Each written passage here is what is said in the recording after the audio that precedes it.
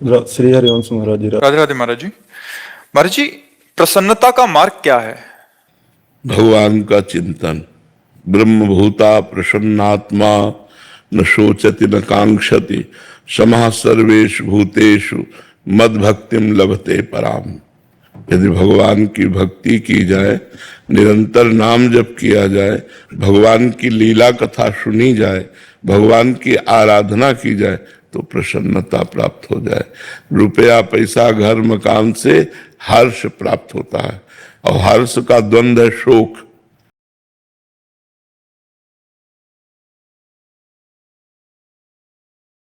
उससे शोक की प्राप्ति होती है, लेकिन प्रसन्नता अखंड है, ये भगवान का स्वरूप है। तो ब्रह्मभूता प्रसन्नात्मा, जो ब्रह्म में अपने चित्त को जोड़े हुए अनुभूत है वो प्रसन्न आत्मा होता है, हर समय अखंड प्रसन्नता रहती है। तो ब्रह्मभूत होने के लिए भगवान का भजन करे, भगवान की लीला कथा सुने, जो कर्म करे वो भगवान को समर्पित करे।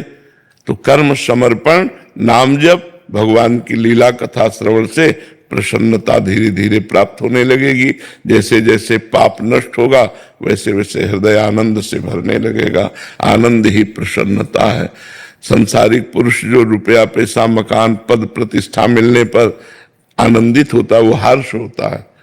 वो चला गया तो शोकित हो गया, क्योंकि नाशवान पद है, नाशवान रुपया है, नाशवान शरीर है, नाशवान मित्र है। तो यहाँ कहाँ प्रसन्नता है?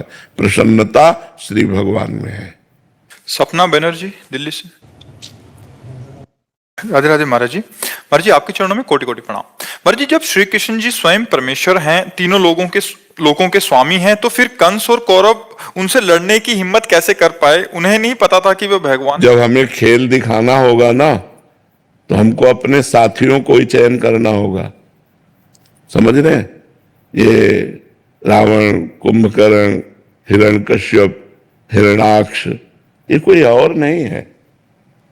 शिशुपाल, दंतवक्र, ये कोई और नहीं है, ये भगवान के सब पार्षद हैं। जब लीला करनी है नाटक मंच में, तो एक लीला में एक विरोधी का रोल कर रहा है और एक अनुकूल रोल कर रहा है। फिल्म तो तभी अच्छी लगती है जब जितना टॉप का हीरो हो उतने टॉप का विलेन हो। विलेन तो कहते हैं, विलेन खलनायक नहीं, जितना टॉप का हीरो हो उतने टॉप का खलनायक हो, तब तो बढ़िया लगता है। नहीं लगता?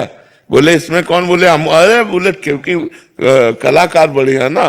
तो भगवान जब लीला करते हैं तो कलाकार बढ़िया चयन करते हैं। तो एक विरोधी कलाकार है और एक अनुकूल है। तो भगवान की ये लीला है।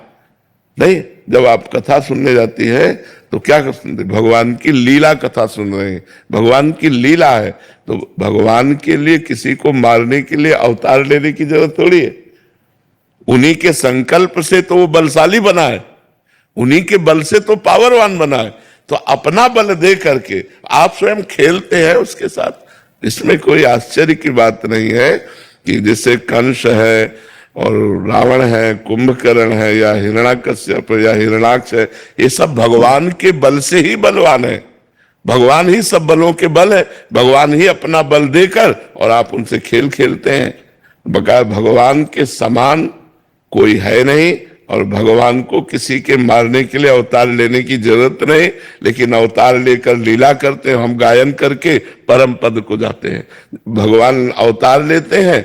अगर अवतार ना लिए होते और लीला ना होती तो हम कैसे लीला गायन करते, कैसे लीला श्रवण करते, कैसे हमारी भगवान में रुचि होती? क्योंकि भगवान प्रगट में तो दिखाई नहीं दे रहे। तो प्रगट में उनकी लीला कथा ही है कि भगवान देव की वसुदेव के यहाँ जन्मे, भगवान ऐसा किया, भगवान। तो हम सुन सुन करके भगवान में अपने चित्त को लगा करके और हम परम पद को प्राप्त होते हैं। भगवान की लीला कथा सुनने मात्र से जीव का कल्याण हो जाता है। तो इसलिए भगवान अवतार लेकर लीला किए। नहीं, भगवान को मारने के लिए क्या देर लगनी? कंस का दिल फेल कर देते।